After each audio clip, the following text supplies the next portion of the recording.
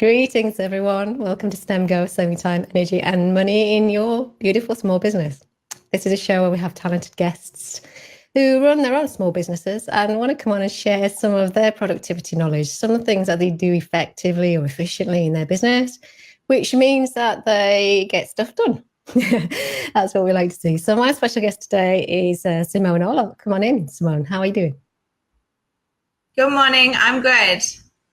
Awesome. So you are on the beautiful sunny coast where I am. So just share a little bit about what it is that you do in your business. Yep.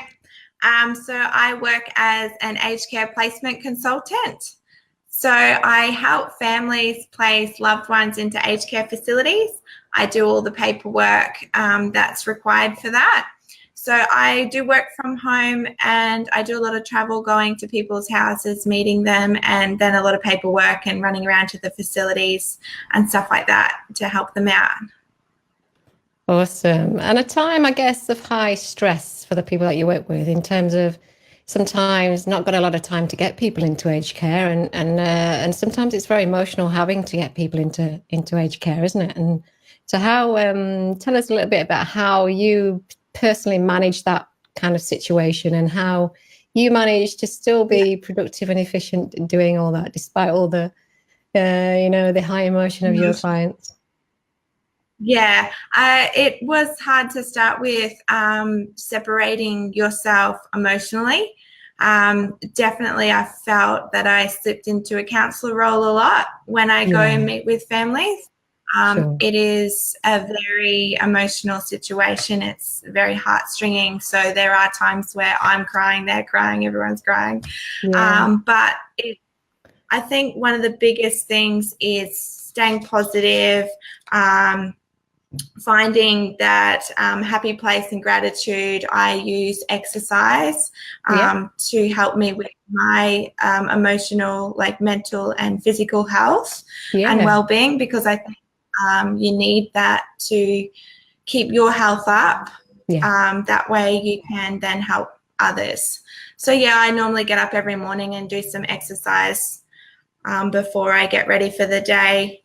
And because my job, people will ring me and they might need me that afternoon or the next day. So I try to have time slots available because I do actually run another business with Pilates. So I make sure that's all time slotted in a way that it's not going to interfere if I get that phone call for aged care.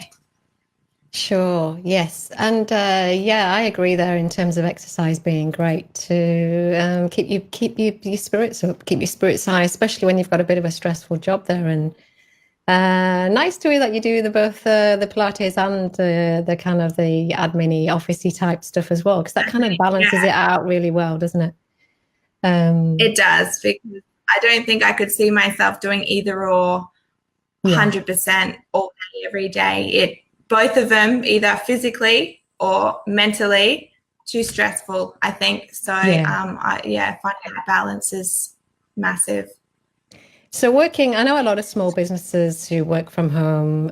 Some really love it and some struggle with it. How do you find in terms of, keeping your motivation high and being productive in your business, and also dealing with that idea that at any point you can get a call and you have to go somewhere? Like, how does that work for you? Yeah.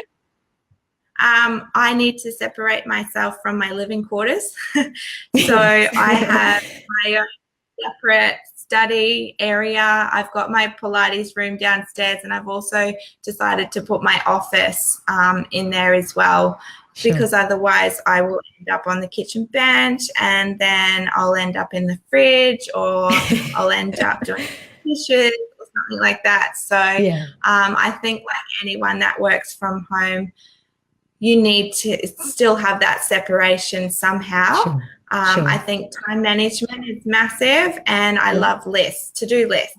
So if you've got your to-do list, I allocate time slots. I'm one of those people that, I'll admit, will procrastinate a lot if I've got a job that I don't really want to do, but I have to. So I make sure I set out a time slot and try and get that one done first. And then I have the rest of the day. Yeah, get the most difficult one. Like, get it out of the way so you don't have to think about it all day. Yeah, definitely. Yeah. Cool, stunning. And so having the separate quarters, having somewhere which is your own, which is your office, which is not part of the rest of your everyday life, it really does help for you. Yeah, definitely. Getting rid of those distractions, making sure that your Facebook is turned off for a little bit, something like that. I did get a really handy tip once. Turn off your notifications for all your apps, because then you're not getting ding, ding, ding all day that people are commenting or liking or something. I thought that was very, very handy tip.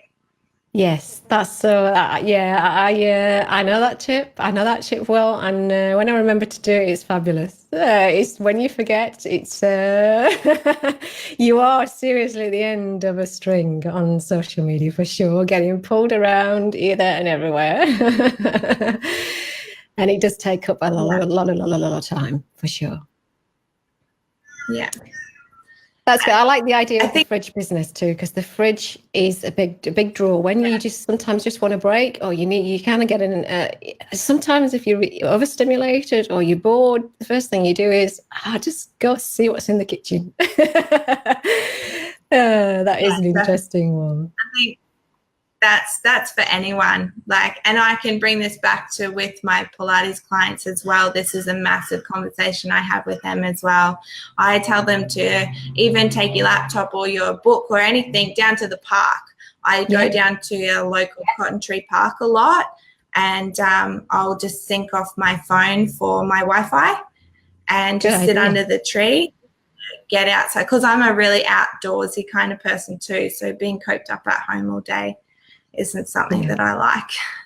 That's a good idea, really good idea. And also, if you don't need to use the internet, you know, there are a lot of hotspots here on the Sunshine Coast, aren't there, where you can get internet Wi-Fi really easy. And but even if you don't need the internet, that's a great idea, because you can just take something like an article that you want to write just on simple Word or Notepad or something, where you don't even need the internet. You can just kind of be creative and write an article or a blog or whatever, can't you? Yeah, you might be surprised how creative you get when you're outside. Yes, that's awesome. You know, there's some great tools there. Is there anything else that you can share with us? Anything else that you do? The only other thing I think would be to outsource, work out your finances, what you've got and what you can work with. If you need to outsource something, sometimes you might find that you're spending a lot of time on a job that could be quite simple for somebody else, and they could get done within minutes. Whereas I know for myself, there's some jobs there I'll sit there and it'll take me hours just to do something that someone else could do a lot simply. So shopping around and finding something that you can afford to outsource, and then you spend your time on something. That's another tip actually that I got told. Value your worth. So find out what you're worth and take it in a per hour ratio.